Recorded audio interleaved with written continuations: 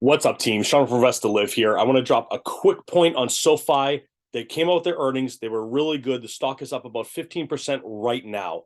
There's plenty of great channels that are going to cover the earnings and details.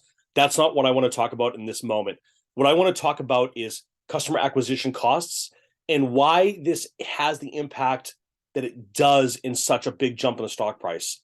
So, customer acquisition costs is how much a business, in this case, of course, a bank, has to spend to get customers to switch from their current place of doing business over to this new place of doing business.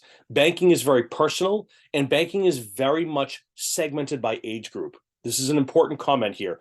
So the reason this is important is, as we saw literally hundreds of thousands of new customers join SoFi across multiple services, what this means is that their acquisitions efforts are working.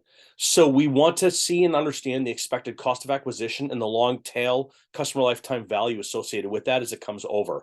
Now, more importantly to me is that as we go in age group, right? Figure there's, that 70 to 90, 50 to 70, right?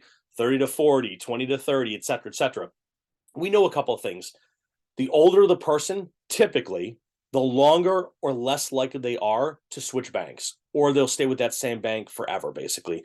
Because traditionally speaking, there wasn't a lot of value in switching banks. Interest rates are pretty much the same everywhere. You have some savings, maybe, you do some checking, maybe you use a money market or a CD. That's it. The world of the new digital bank is one in which it's very easy to switch. You can do everything from your phone, through an app, or on your laptop, whatever the case is. But that said, don't confuse this with like people are switching banks every couple of minutes, or every time a new thing happens they suddenly jump over. There does have to be more than a slight differential in interest rate or a slight differential in customer service. So I think what SoFi is maybe finding here, and I don't want this to come across as a recommendation for the stock or anything like that. This is really just looking at it for what it is from an earnings and business perspective.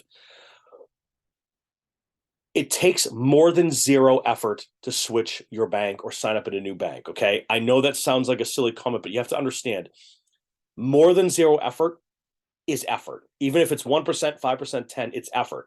So if you are being incented to make this move, sign up, enter your information. They have to do KYC, know your customer. So you are entering personal information. Then perhaps you're trying to get your investments over there. You're trying to get your checking and savings set up. You're trying to get your direct deposit set up. There is work that goes into actually switching a bank.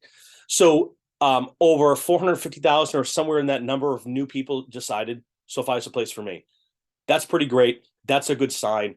That's why I can see the future of what digital banking is. And it's not to say that SoFi will be the winner, but they are in fact winning in their own silo of growing pretty fast. And they're talking about profitability coming maybe this year. I don't want to jump into the details because I know other people are going to do more on that. But just this is an exciting moment. If you're holding the stock, it gives you a chance to potentially think about how you want to play this, especially when it's up 15% today.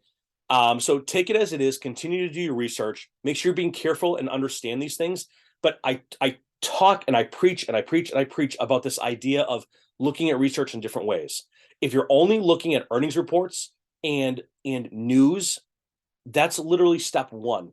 Understand the cost associated with bringing new customers over, the amount of effort a consumer has to make that switch, right? If I want to order pizza from, pizza place A, but I heard good things about pizza place B, I just dial a different number or I press a different button on an app that already has it in there.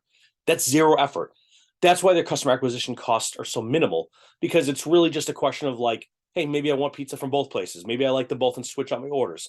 Banking's very different. There's more involved. You're not going to have a direct deposit into 10 different banks.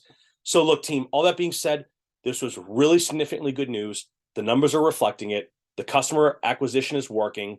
We need to make sure we're watching margins when we look at a stock like this, because it's very important with banks. We have to understand that they make their money via interest. Okay. So margins are very important. But all that said, I think it's a day you can kind of tip your hat and say, hey, congratulations to SoFi. You're doing a good job running the bank efficiently. And to the SoFi community, I think there's some really smart, great people who are really going deep in the research, and I would encourage you to check all of them out. And if any of them drop a comment below, I'll make sure I put in the description for them. So with that, team, thanks so much. Have a good day. We'll talk to you soon. Bye, all.